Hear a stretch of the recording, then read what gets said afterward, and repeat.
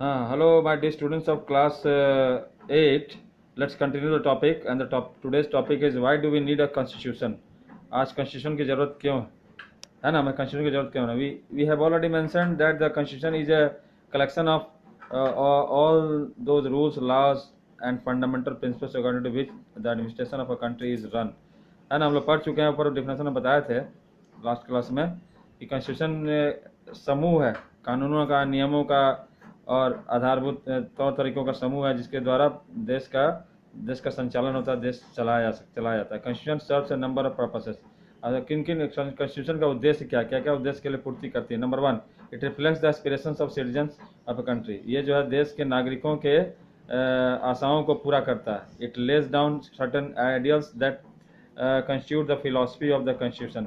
और इसमें कुछ ऐसे आइडियल्स जो दिए गए हैं जिससे कि हमारा संविधान का उसमें फिलॉसफी उसी पर निर्धारित होता है। फिलॉसफी मीन्स उसकी दर्शन उसी पर है ना। कुछ वसूल दिए गए आइडियल्स दिए गए।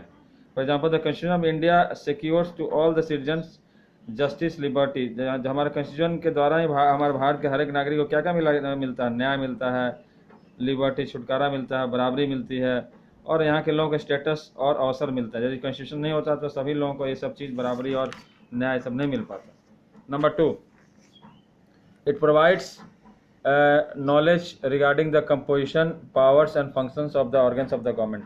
ये जो है यहाँ के, इसके द्वारा ही हमारे जितने भी हमारे अंदर देश के अंदर जो है, देश हमारा बना कैसे है, देश में क्या क्या है, हमारे देश के में किसको किसको क्या पावर दिए गए हैं, हमारा देश किस तरह से काम करती है, या हमारे देश के ऑर्गन्स का क्या पावर है, क्या काम है, सब पूरा इसमें वर्णन किया गया हमारे संविधान में। हमारे ऑर्गन्स, देश के कौन से ऑर्गन, 3 ऑर्गन हम पहले ही पढ़ चुके हैं 7 में भी, अभी हम बता रहे हैं executive, legislative and judiciary. Executive कानून एग्जीक्यूट करना, लेजिस्लेटिव कानून बनाना, जुडिशरी उसका न्याय करना। तो ये तीनों का अलग अलग काम है, उस तीनों का क्या क्या काम है उसमें हमारे संविधान में वर्णन किया। Number 3, it defines the countries political system.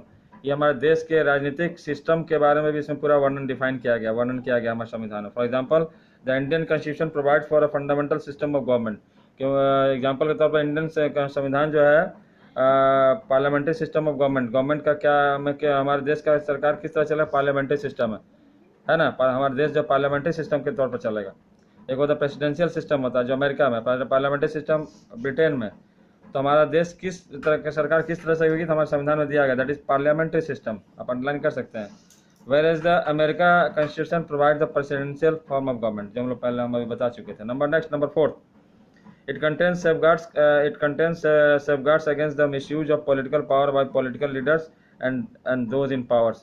इसमें सेफगार्ड, इसमें जितने भी पॉलिटिकल पावर और पॉलिटिकल लीडर्स के जो पावरों को सेफगार्ड करके रखा गया है, वो अपने क्या क्या पावर कर सकते हैं और पावर का मिसयूज नहीं कर सकते, क्या कर सकते हैं, पूरा इसमें दिया गया।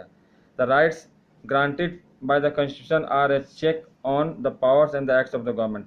और ये जो अधिकार जो पॉलिटिकल पावर को दिया गया उसी के तहत, इसी पावर के तहत जो है ये लोग संविधान के इस पावर के द्वारा ही हमारी जो सरकार जो बनी होती है, सरकार के पावर को चेक लगाते हैं, सरकार के पावर को कंट्रोल करते हैं, सरकार के पावर को हम सवाल जवाब कर सकते हैं इसी पावर के द्वारा। Number 5, the constitution gives minorities a right to preserve their language and culture.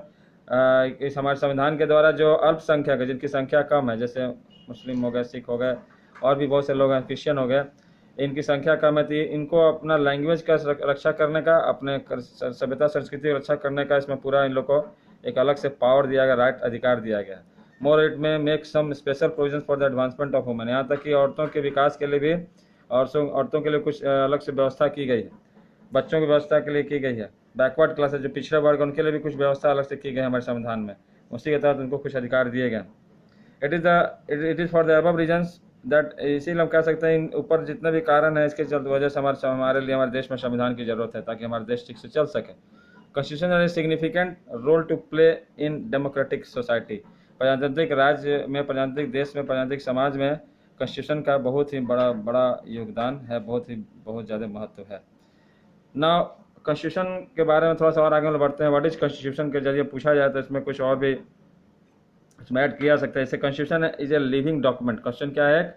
जीता जात का दस्तावेज, जीता जाता दस्तावेज, जीता जाता मतलब कि क्योंकि हमारा हमको जीने का तरीका इसमें, हमारे देश को चलाने का तरीका है, इसीलिए इसको कहते हैं जीता जाता दस्तावेज है, डॉक्यूमेंट है। The Indian constitution is a comprehensive document which contains 395 articles. हमारे भारतीय संविधान में है ना बहुत ही कम्प्रीहेंसिव, बहुत ही वर्णित ये इसमें दस्तावेज है, जिसमें कि 395 आर्टिकल्स हैं एंड 12 शेड्यूल्स हैं। हमारे पूरे संविधान में 395 आर्टिकल, पूछा जाए कितना आर्टिकल है, 395 आर्टिकल्स एंड 12 शेड्यूल्स, और अलग अलग भागों में बांटा गया। हर एक शेड्यूल में, हर एक आर्टिकल में अलग अलग बातें कही गई हैं, सबके लिए कानून बनाया गया। It is the lengthiest constitution in the world, और हम कह सकते हैं कि ये भारतीय संविधान जो है पूरे विश्व में का सबसे बड़ा संविधान हमारा देश का ही है। और constitution is a legal document, हमारा संविधान जो है जीता जात का दस्तावेज। इट इज नॉट स्टैटिक, इसको अंडरलाइन कर लीजिएगा, इसको अंडरलाइन कर, लाइन को अंडरलाइन कर लीजिए आप। It is not static as necessary amendments can be introduced in it. ये एकदम पूरा जो संविधान लिख दिया गया एकदम पूरा हमेशा के लिए वो ही नहीं है, जो चाहे तो हमारा बिल पास करके हम लोग संविधान अपने पार्लियामेंट के द्वारा इसमें कुछ बदलाव भी कर सकते हैं समय बदलने के साथ साथ। ऐसा बदलाव आया भी है बहुत बार, हम लोग इसकी चर्चा बाद में करेंगे। Amendments can be introduced in it to incorporate the interest of the public. लोगों के इंटरेस्ट को पूरा करने के लिए हम लोग इसमें कुछ बदलाव भी ला सकते हैं। The fundamental rights and duties given by our constitution enables us to lead our lifes with dignity and freedom. हमको कुछ आधारभूत अधिकार दिए गए हैं संविधान के द्वारा, जिसके द्वारा जो हम हमारा जीवन जो है बहुत ही हम अपना जीवन को सम्मानित, हम सब लोग, हर एक जाति, हर एक धर्म के लोग अपना सम्मानित ज़िंदगी बिता पाते हैं और आज़ादी के साथ बिता पाते हैं। ठीक है। The constitution of India came into force. हमारा संविधान जो आप जानते हैं, जैसे पहले भी इसकी चर्चा हो चुकी है, 26 जनवरी 1950 को हमारा संविधान भारत का लागू हुआ।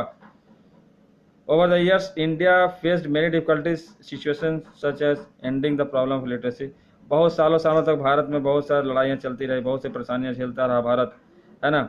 क्या क्या दूर करने, असाक्षरता दूर करने के लिए, improving the condition of lot of poor peasants, गरीब किसानों के स्थिति को सुधारने के लिए बहुत से परेशानियाँ झेलता रहा। And other weaker section society, हमारे समाज के, भारतीय समाज के बहुत से कमज़ोर वर्ग के बहुत से जो परेशानियाँ थे उसको दूर करने के लिए हमारा समाज, हमारे बहुत से लीडर्स के लिए बहुत परेशानियाँ झेलते रहे। वेन एवर सच प्रॉब्लम्स और difficulties arose necessary amendments were introduced in the constitution. और मैंने बताया कि जब जब हमारे समाज में कुछ भी प्रॉब्लम आया, समस्याएँ आई, है ना, तो हमको हमारे संविधान में जरूरी अमेंडमेंट्स मतलब बदलाव किए गए, समाज के अनुसार, समय के अनुसार कुछ बदलाव लाए गए, बहुत से अमेंडमेंट किए गए हैं। उसके बारे में हम चर्चा करेंगे in the next class. That's the end of today's class. Thank you.